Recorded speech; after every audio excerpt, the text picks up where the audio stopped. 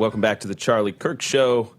This is Andrew Kolvet, your executive producer. I am joined by the great British patriot, Dr. James Orr, who, it was interesting actually, when we hung out in Aspen, there had just been this piece that came out about you, calling you the mentor of JD Vance. And you are friends with JD. We are friends with JD.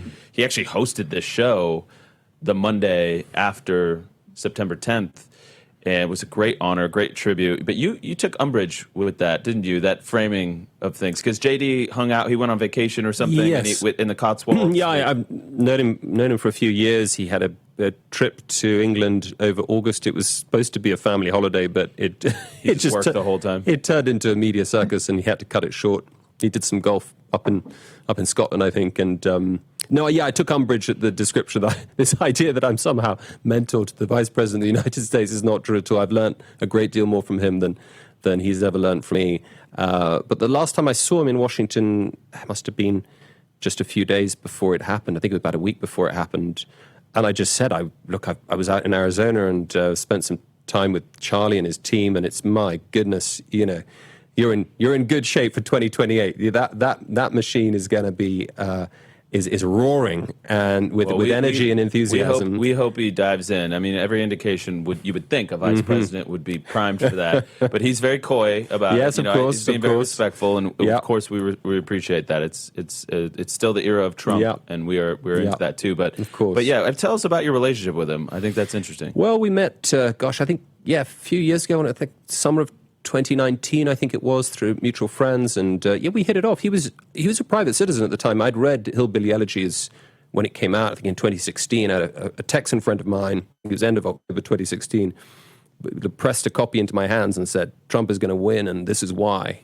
You need to read this. And I read it, loved it. Wow. So he was on my radar early on, and then had the chance to meet him in 2019. We hit it off. We talked a lot, and not actually very much about politics at all, although we did a lot of philosophy. We talked about faith, talked about theology, and I thought, gosh, this guy's promising. He could be a congressman one day. Congressman. He looks like he's got a bright future. Yeah, everybody, by the way, I usually don't share numbers, but him hosting Charlie's show, and I hope people understand there's a difference between 1 million views on YouTube and and 1 million downloads of a podcast. I've never seen a podcast. Let's just say it's true. It's our most downloaded podcast. It's the most downloaded podcast episode, and I will just say that ever of all time. And JD did such a magnificent job, and I was thinking about that this morning, what he said on his episode when he hosted. He said, yes, we want unity, but first we have to have truth. And I think that is really relevant to something that's happening in our own news cycle right now. And the truth is, and I think we're going to discuss both this hour about this, both sidesism, it's a lie. But also, Jimmy Kimmel said that, he essentially stated, I think very clearly, that the shooter came from MAGA. And that really upset me.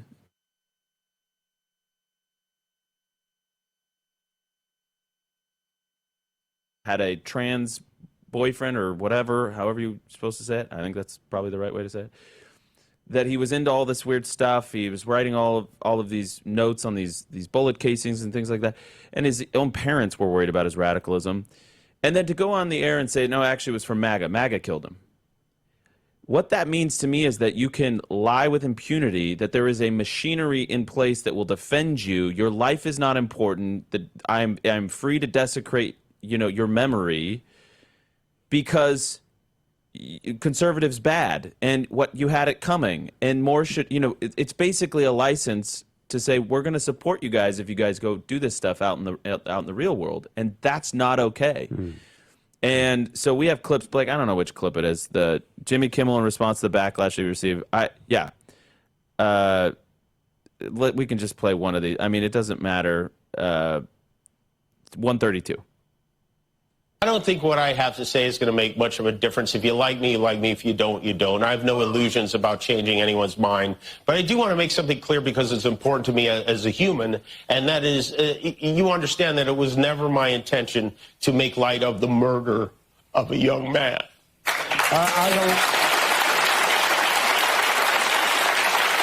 I I don't think there's anything funny about it.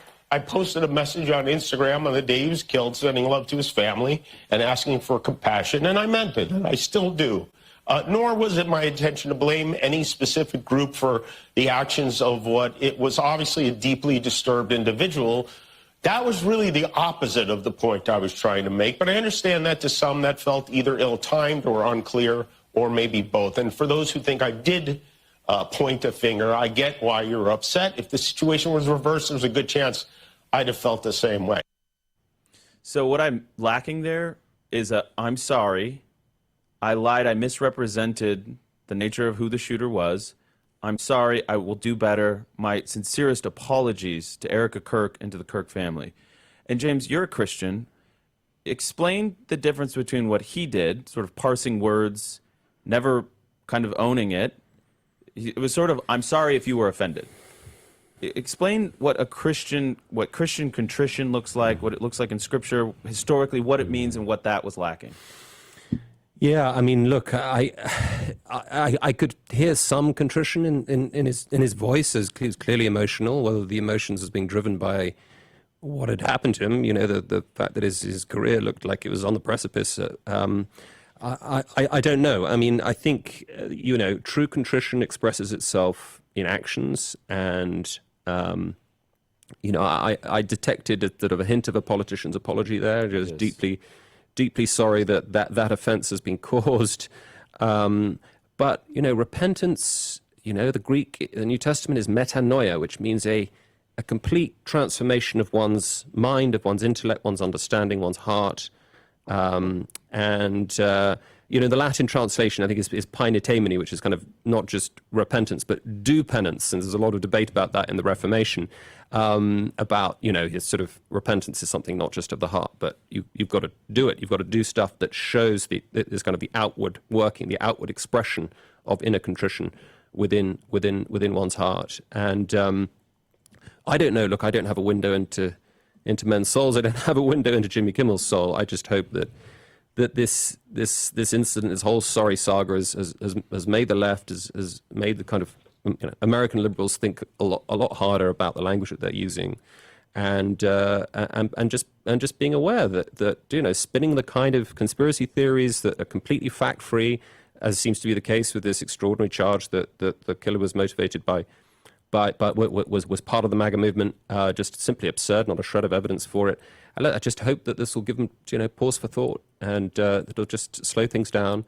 And yeah, I mean, you know, there cannot be civil discourse if it's, you know, if one side is constantly paying the consequences for you know, indiscreet speech or violent rhetoric, and the other side effectively gets a free pass. And that seems to be what's happening, not just in America, but all across the landscape of Western culture, Western politics.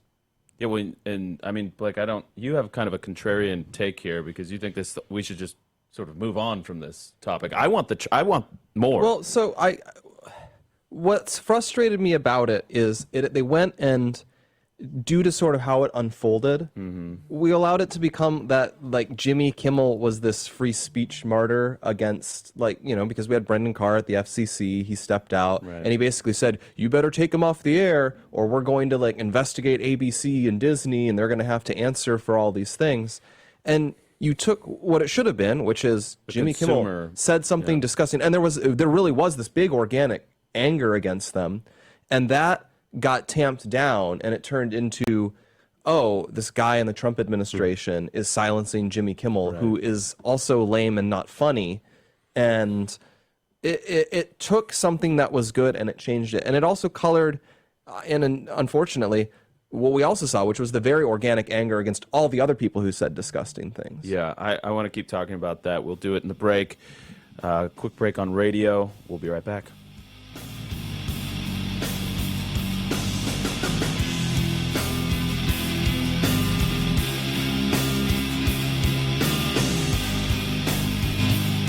Yeah, keep going with that, though, Blake. And I mean, I know I will say one of the things that I noticed, and you saw this with the Bondi I think it was a misspeak on Pam Bondi's behalf because she kind of clarified her point after she was talking about incitement. She meant to get to incitement. Yeah, she said hate it was speech. so frustrating because I would just say there was a lot of voices that on the right that said we don't agree with the way she said that.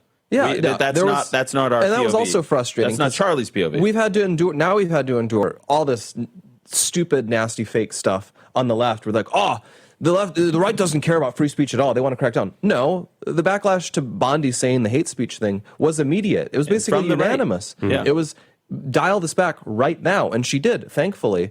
But it was a similar issue here, where I think there is a huge amount of genuine backlash to what Kimmel did. I think he probably would have gotten suspended. In fact, we got reporting from the Wall Street Journal and others that suggested he was going to be suspended at minimum, even without what Carr said.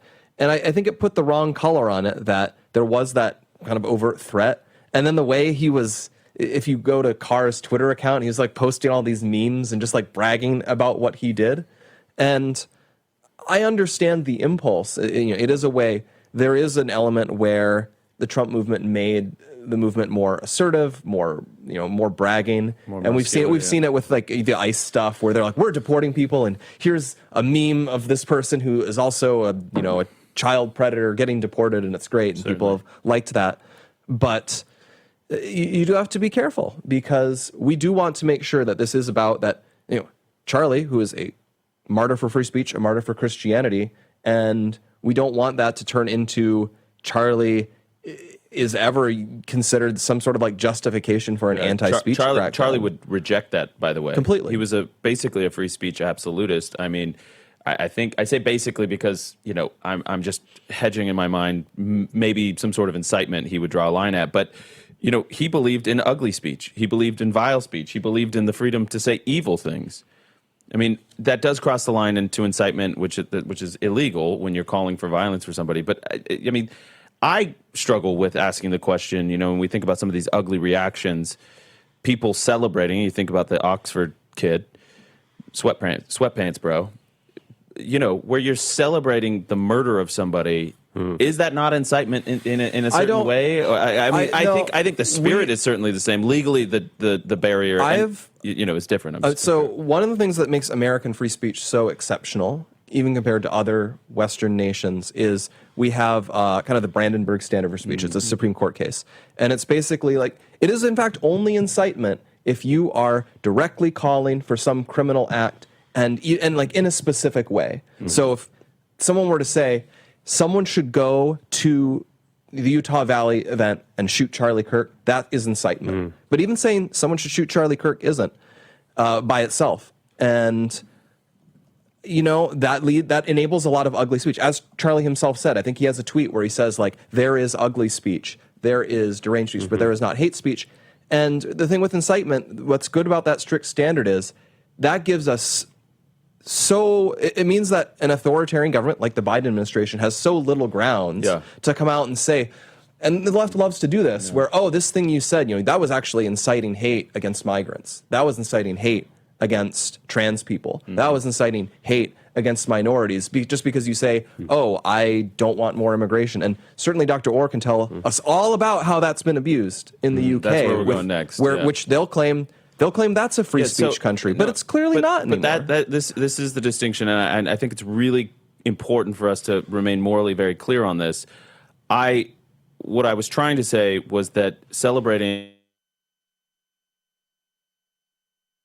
nasty, 100%, and it is from the same demonic spirit that I think somebody would, this incitement legal. So I'm talking, there's two distinctions. There's almost like the demonic spirit that I would call it versus totally the legal agree. standard. And I'm not conflating the two. I'm saying, so, if you're going to celebrate that, certainly maybe you didn't break a law, but you are participating in the same demonism. And I would just say, I have not fully internalized that, other than to say that may you live a life so remarkable, so courageous, and so true that the demons celebrate when you die, and may your enemies celebrate, because that means you have done something. You have been so extraordinary that you live rent free in their heads, and they don't know anything else to do other than to say, thank goodness that extraordinarily effective person is off the board, but in Soren Kierkegaard's words, that's really just the beginning when a martyr dies. And so we're going to welcome back radio. We'll be right back in just 1 second.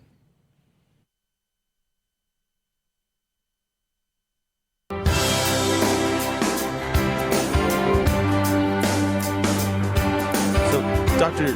Orr, Charlie was a free speech absolutist, and one of the themes of his trip to the UK was about this issue of free speech. We've heard that in the UK, 30 arrests are made a day for people criticizing immigration, basically. Just this sea of humanity. And, we have a ton of immigration into this country, which is one of, my pet projects, is to limit that. But we also have a country that's much larger. And it sort of can absorb the visceral feel or the visual feel of it can absorb it a little bit differently than the UK, which is, remind me, what are you, 60, 80 million? I can't remember. So if you have a couple million migrants come into the UK, I mean, it's instantly very visible. It's it impacts the daily life of a lot of Britons really quickly. Tell us about the state of free speech in your country. Did this 100,000 person march push back against that? Was that a theme of it? Explain. Yeah, sure. Well, of course, to go back to your earlier conversation, we don't have anything like the sort of the jurisprudence that's built up around the First Amendment over over the last 150 years. But I think up until the end of the last century, there was no sense that there was a kind of there were free speech problems in Britain. It's really been the last 25 years, I think, intensifying in the last 10 to 15, and I don't think there's any real doubt that it is connected to the rapid demographic change at scale that we've witnessed in the last 25 years, but particularly in the last 5 to 10 years. And what happens there, I think, is that there's sort of sense of a kind of high trust society, a moral community that is, basically shares the same universe of norms and standards of speech. That kind of gets fragmented, and silos begin to open up, and there's really just a dialogue of the deaf between different blocks within different demographic blocks. And so that's sort of that sense of being in a shared enterprise is starting to kind of unravel. And what happens there is that the state increasingly has to police these fragile boundaries between these different silos. And that's what we've seen in the last 10 to 15 years. We've seen it under a Labour government, a left-wing government. We've seen it under the Conservative government. The last Conservative government brought in something called an Orwellian phrase, non-crime hate incidents, where police can record your name, whether they accept that no crime has been committed, that you're exercising lawful free speech, but they make a note of it. It goes on your record. Until recently, I think that was on your record forever. So now it's just this database. The state, the Leviathan, is just collecting this. That's right. The police, they are policing tweets, not streets, and it is getting worse. Can Nigel fix this as Prime Minister? Well, I think one of the central focuses, one of the North Stars of the reform sort of philosophy and policy agenda is, without question, free speech. So there's a lot of debates, I think, internally as to what that's going to look like. Isn't that just politics? I want fewer immigrants in my country. Yeah, so you're not going to get, you may well get a knock on the door if you say that in the wrong way online. I mean, it wouldn't surprise me. But yes, I think that there's this thing about this sort of dominant left-wing orthodoxies become this sort of, the moral universe. Yeah, it's like a puritanical, a purity spiral. Exactly right. So that any dissent, as I said earlier, any wrong think is evil think. It's something that is you've got to demonize. So it's this old point that we've seen made it many. It's on the left, the idea is that you're not just wrong, you're morally wrong. And on the right, okay, maybe it's not always the case, but I think generally speaking on the right, we do just think that, the left are honestly and sincerely mistaken. And there isn't the same rhetoric, widespread rhetoric of demonizing which a kind of name calling that, okay, maybe it's not direct causal incitement, maybe it doesn't meet the Brandenburg standard, but it's certainly, I think, shifting the conditions. It's laying down the enabling conditions for violence. If you call somebody, public figure, Hitler, fascist often enough, then you shouldn't be surprising that crazy people will do violence against them. It's one of the most frustrating things where we've had the left has certainly pushed in the last couple of weeks to try to argue, actually, like, there's more right-wing violence than left. And one, it's false, and we'll get into that in the rest of the show. But I'm looking at these tweets. Matt Iglesias, that like fat guy from Vox, he was like, people remind themselves of things he said a while ago. I'll read this one quick and we can go back into it. But he said it was when Tucker Carlson got harassed at his home in like 2017 or 2018. People were trying to like kick in his door basically and like terrorizing his house. And he was saying, I'll read the full tweets later, but he was basically saying, this is a good thing. Like, you should do this to right-wing people. And now he's going to come out and be like, oh, I oppose violence against the right. Well, no, you just are trying to read the winds, Matt. Dehumanization, otherization. We have a little bit of a surprise coming. Don't go anywhere.